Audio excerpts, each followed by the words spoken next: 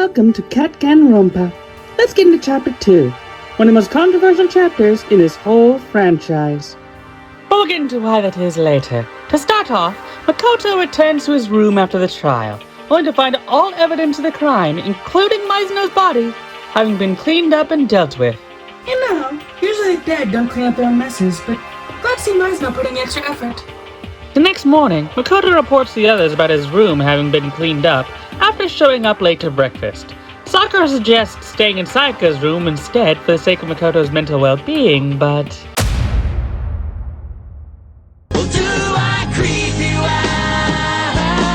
To be fair, he says that he's really doing this because he refuses to turn away from Mizuno's death, but still, weird look, dude. Anyway, after a bit of discussion about the morality of the trial the previous day, the cast turns in for the night, only to be called to the gym the next morning. After a few exercises, Monokuma announces that a new second floor has opened up in response to the cast solving the trial. Weird incentive. I mean, if you kill, you'll never get to see it, as you'll either be dead or leaving, so I'm sure if it really works in that regard. Most of these rooms are irrelevant for now, only here for world building and potential red herrings, so I'll only get into the rooms that are currently plot important. To start with, the locker room, which on the entrance side is attached to a workout studio, and on the other side is a pool. In here, there's an optional conversation with Chihiro where they express a bit of concern about going in. Remember this. I'll be bringing it up later.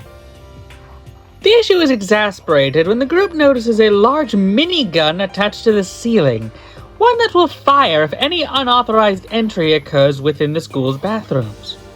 Why are guns always the answer when it comes to bathroom issues? What the hell is wrong with people? The other room of major importance at this time is the library, where a letter can be found detailing the closure of Hope's Peak, much to the cast's confusion. Well, duh. Of course it's closed. It's being used as a killing game! Keep up! The next day, Byakuya is found in the library reading mystery novels instead of coming down for the morning meeting, much to the group's anger. This causes a rift to slowly form, with most of the group wanting some kind of camaraderie to keep the peace, while Byakuya and Celeste alone consider the nature of the game and take on a more confrontational, pessimistic outlook on things. Of course the two rich assholes of the group want us at each other's throats. It's the only way they know to prevent us from eating them. It also turns out that Toko is on their side as well, but mainly because revealed soon after, she's kind of a major simp for the nearsighted asshole. Not surprising given her romantic inclinations, but geez, girl, at least go for someone with some respect for you. Anyway, the next morning, Chihiro confesses they're going through a bit of a self-loathing cycle as a result of a conversation they had with Mondo. Chihiro calling themselves weak, and that they hate that aspect of themselves. Remember this as well. It'll be very important for this chapter thematically later on. Later in the day, Taka and Mondo make a request of Makoto to be their witness to a battle of manliness between the two, seeing who out of the duo can last the longest in a sauna. Notably, while Taka goes in nude as is customary, Mondo enters in his full regalia, yet stands firm all the same. Look, when people talked about you two getting hot and steamy, this is what they meant. The two remain in the sauna until after nighttime, when Makoto turns in while the two continue their battle of heat resistance. The next morning, though, the two are being quite actively kind to one another, almost as if their struggles against one another drove them together into a sudden close friendship. Hey, what's the little heat stroke between boys, huh? After breakfast, Toko enlists Makoto's help to aid her in talking with Byakuya, where her previously mentioned crush is revealed. Right after he outright calls her disgusting and shoos her away due to her supposed odor. Which, considering no one else has called her out on it, including some of the other less tactful members in the cast, is probably him being a complete asshole just to get her to go away. Girl, this is what you're after? Seriously? You can do so much better than that dick! That evening, the cast are called back to the gym once more, where the next motive is unveiled. The class's personal secrets, stored in envelopes, with the threat of theirs being revealed publicly in the near future, so long as a murder does not occur beforehand. Yikes! This could be a pretty serious one, but come on. These people are only high schoolers. No one's really lived a deep enough life to have secrets worth killing over. I stand corrected. Let's get this mess cleaned up, Pinky. Yes, Chihiro is the next victim, but here's the funny thing. Unlike with Saika, where the thematic aspects of this, for the sake of tone and narrative, were mostly front-facing with deeper elements down the line, this one mostly saves those elements for later, so we'll get into them during the trial. The investigation goes by mostly without a hitch, Byakuya accompanying Makoto through most of it due to purchasing his talent. I know you're an arrogant, rich asshole, but what use is money in this scenario? You're not purchasing anything! The one exception to that smoothness is when trying to get Toko's account, as she's locked herself in her room, claiming she won't let Genocide Jack have control. We'll get to this later too, but this is an area that will be a lot harder to defend. Speaking of Genocide Jack, though, Byakuya takes us aside to do some research on the name, revealed to be a violent serial killer that he had been studying. One who kills people with scissors, always crucifying their victims by impaling their bodies to walls with said scissors. How exactly does that work? I mean, what kind of effed up scissors are long enough to somehow go through a human body and have enough material left to support it? What the heck kind of material are you using? Oh, and also, let's not forget the fact that these scissors were stabbed through those bodies into fucking concrete walls in these images. That's one of us then. I mean, do you see any superhumans in this cast? Maybe Sakura. And with that, after some further investigation, we're off for the trial where we rush in swinging, establishing that Chihiro was murdered utilizing a dumbbell found at the scene of the crime to inflict blunt force trauma. Damn, how blunt. However, Byakuya immediately swerves the conversation to accuse Genocide Jack as the killer, utilizing the way the body was crucified and the writing of bloodlust on the wall in blood to justify this claim. And he follows this up by outing Toko as the killer in question, as Genocide Jack, or Genocide Jill as she prefers to be called, is an alter of Toko Fukawa. Okay, look. I know I came into this saying I'd be defending this chapter from unjust criticism, and I plan to. But this is an aspect I really can't defend. Dissociative identity disorder, or DID, is a real-world mental disorder, and one that has been horribly misrepresented by the media. And Jill here may be one of the worst examples out there outside of a Shyamalan film. While they did get some aspects right, like having a proper dominant personality, and the fact that the disorder most commonly forms in some form of past trauma, the split personality serial killer aspect is a horrible and very dangerous stereotype that people with this condition have had to face on a daily basis. So, having this game represent that concern via that hateful yet oh so common stereotype is in its own way a sadly uncomfortable aspect of this experience. Not to mention the way that the game makes you spell out this derogatory slur for the mentally disabled when trying to put it together. Or the fact that Byakuya just outs this aspect of her out of nowhere like an asshole for the sake of the trial, receiving little to no consequences for doing so. The one thing I can admit, though, is that Jill is at least a fun, unique addition to the cast that does shake things up in a massive way for the dynamics. Both sides of Toko's personality are unique, fun, interesting characters in their own right, and I do think the game would be lesser with Jill's removal, as she does bring an element of dark humor and energy that adds to the experience overall. Not to mention the way this aspect of her character is utilized in later games, but I digress. So, as a result, I'm very conflicted, as, yes, this is an actively hurtful and problematic portrayal of a real-world psychological disorder, but the game utilized that aspect for unique and interesting character interactions, and giving us a fun and unique character that the game would be lesser without. So, in the end, I'm sadly conflicted, on how this could be handled best, given all the unique aspects surrounding it. To get back to the trial, it's quickly revealed that Jill actually wasn't responsible, as the details of the scene prove things to actually be a facsimile of her crime scenes instead of the genuine article. One put up by Byakuya to test the cast on their mystery-solving abilities. So not only did you out this woman's psychological disorder to the whole cast without her consent, but you did so for no reason other than to stroke your own ego and play games with people. You, sir, are an asshole. And here is where we introduce our final element of the class trials for this game, the ability to use one statement made to refute another. While it has its place and can be used well for the sake of the narrative and puzzle design, it does admittedly make things a bit confused in terms of continuity and how things flow overall. You see, the non-stop debate segments of the trial loop in order so that the player can see things from a full perspective to find the contradiction hiding within. But the small bits of conversation after the contradiction are normally taken as non-canon due to being interrupted and halted instead of continuing. But when the statement taken comes from a later part of the loop than the actual statement is targeting, it confuses things a little. Yeah, let's just say there's a reason this mechanic only exists in the first game, not being brought back for the sequels. So, next up, we reveal that the crime scenes are actually swapped between the boys' locker room and the girls'. The posters in each hanging on the walls and a stain on one of the switched carpets acting as proof of such. Truly a stain on this whole operation.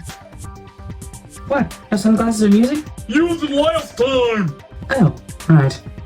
However, there is an issue with that concern. If the murder actually occurred in the boys' locker room, how did Chihiro get in given the handbook rules?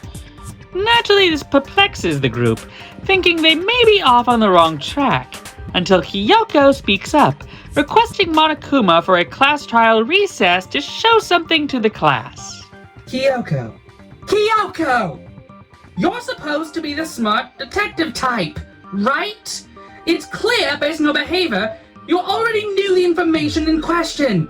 Why did you put it to chance that Monokuma might allow this recess instead of showing this to other classmates beforehand? Just how much of a pointless risk were you taking here? Monokuma allows this on the chance it may make the trial more interesting, everyone returning to the crime scene. Here, Kyoko asks Sakura to investigate Chihiro's corpse, only to discover a shocking truth.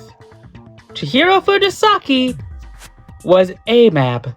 And thus, we get to the other big controversy of this trial. The handling of Chihiro Fujisaki, and how this narrative handles the topic of gender non-conformity. Before this reveal, there was only one scene where anyone vocally refers to Chihiro by feminine pronouns or refers to them as a girl in their direct living presence. And at the time, they were going through a cycle of self-loathing where they were clammed up and felt uncomfortable speaking up. I checked through every confirmed canon interaction in the game to be sure. To me, this seems like a deliberate choice by the writers. Due to the nature of their death and remaining closeted about their true nature to the grave, we as the audience will never truly know how Chihiro identifies. That, in and of itself, is a tragedy that is only strengthened by this overall narrative. I may be getting into this a bit early in the recap, but in terms of thematic core of this chapter's story, it's about society's rigid need to maintain its ideal of masculinity, forcing this child to live a life where they are not comfortable living as they are. This is a story of how toxic masculinity and strict gender roles only hurt the people of our society and drive them to be worse versions of themselves. How our inability to accept who we are and explore who we are, instead of just being forced into strict holes, only hurts the people of this world. That's the real concern being addressed in this chapter. But to many audience members, they didn't see it as that. They took it as transphobic and hateful. Despite the story's genuine attempts to speak to the issues that hurt this community and just how damaging those issues are. Yes, the characters' dialogue, pronoun usage, and the way they discuss the matter can be a bit problematic, especially Jill's take. Just, what the fuck, girl? But we do also need to remember that these characters are teenagers. Young, imperfect minds with a limited understanding of the world and their place in it. As a result, them and their dialogue aren't necessarily indicative of the writer's true beliefs or the overall treatment of this story by the narrative. This also goes the same for Monokuma and the rules established by the Academy surrounding Chihiro, given they were set up by the antagonists of this story. So if anything, their treatment and handling of them in particular should be seen in a negative light by the narrative instead of a positive one. And it is.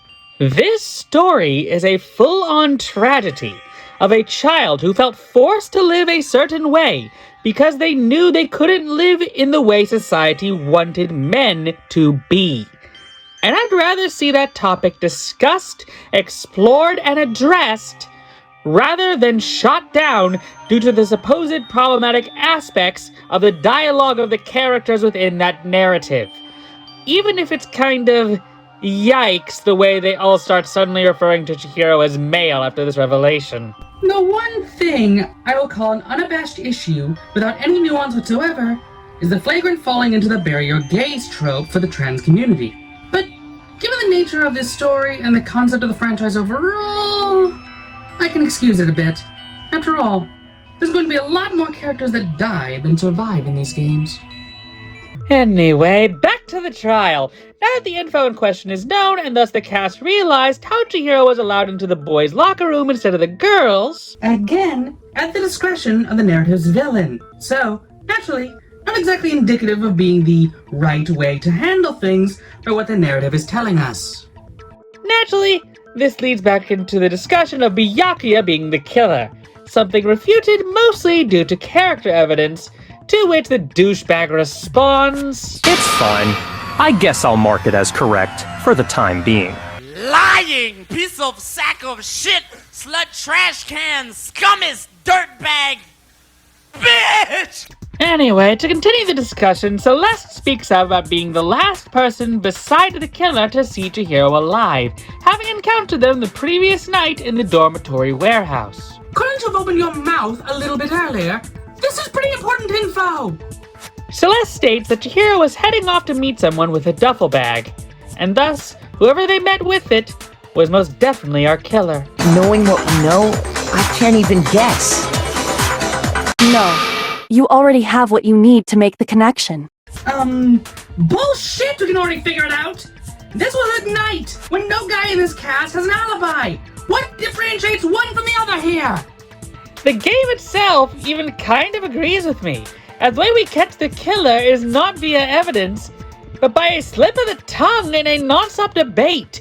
Kyoko tries to bullshit us that she figured it out due to a previous vocal tick in the killer's speaking pattern, but it's so subtle that even looking for it while writing for this project, even I couldn't take note of it. The game itself calls out the bullcrap as well, but its attempt to try and justify it in the aftermath only makes it ring hollow. Anyway, after Mondo is accused of being the murderer and Ishimaru demands some more evidence, Hifumi pulls out a broken school handbook.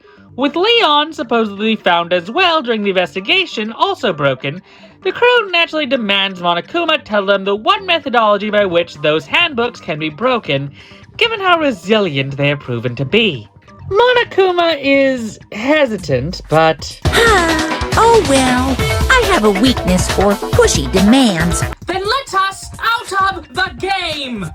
Monokuma reveals that the one weakness of the handbooks is that they suffer a meltdown if subjected to high temperatures for a long period of time. And given Mondo's little jacket-wearing experience in the sauna, the signs all point in only one direction. However, Ishimaru refuses to let his bro go down without a fight, desperate to save his closest friend in the class. However, given the broken handbook among the deceased, and the fact that the handbooks show the users' names inactivated, Mondo is forced to admit the truth. And what motivation manifested to make Mondo murder Chihiro? A guilty conscience. It's revealed in the aftermath that Mondo's secret, the one he was desperate to hide, was that he was responsible for his brother's death.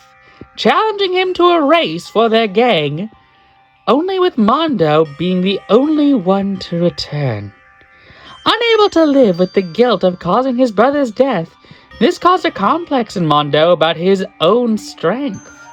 One only exasperated when Chihiro came to Mondo for help in bettering their own physical capabilities, causing an angered crime of passion in the moment. Mondo only switched the rooms to preserve Chihiro's closeted status in death, which we'll never truly know if that's what they wanted for themselves. Chihiro Fujisaki can no longer speak for themselves. They never can truly grow to find who they are and embrace that aspect of themselves, as they lived a life where they changed who they are to fit a certain role, since society only allows people into said roles. The tragedy here is that Chihiro felt forced to be that way at all. Boy, girl, these are in the end societal constructs in many ways, and this game acknowledges that, even if the characters in it do not. And the real tragedy of Chihiro was that we never got to meet them, but only the mask that society forced them to wear.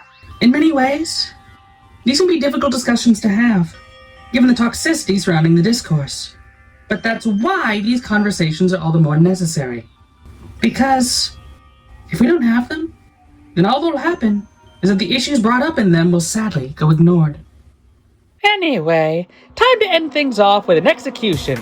Mondo's being a bizarre little escapade where he's sent on a motorcycle into a loop ball so fast that it turns him into butter?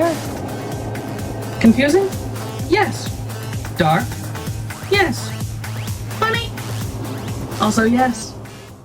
In the aftermath, the group takes the time to address one last loose end.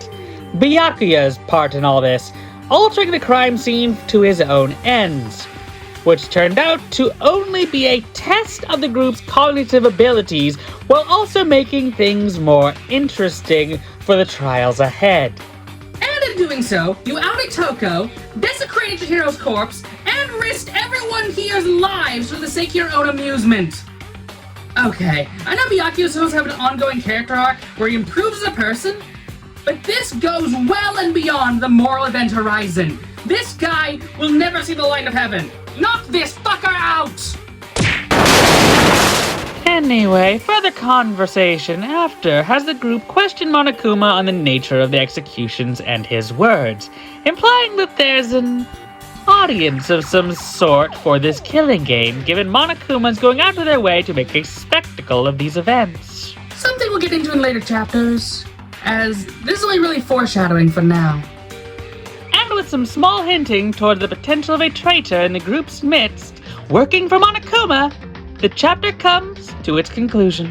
While I wouldn't say this chapter is as good as the first, I think that's mainly due to having much higher ambitions that doesn't quite reach in comparison, as it still does stand quite strong. This chapter has slowly become the most controversial in the whole series, and not without merit. I will fully admit that the way this chapter handles Toko is quite damaging, and it only adds to further making her a problematic stereotype of a group of people who already face a lot of stigma in the real world due to their media depictions. But the controversy surrounding Chihiro and their story is mainly rooted in a very surface-level read of the material. Yes, the actual dialogue from the characters can be quite uncomfortable and cringe-inducing, especially how pronouns are utilized. But we do have to keep in mind that these characters are teenagers, and this game was released initially in 2010, right before trans issues became more mainstream in the public lexicon.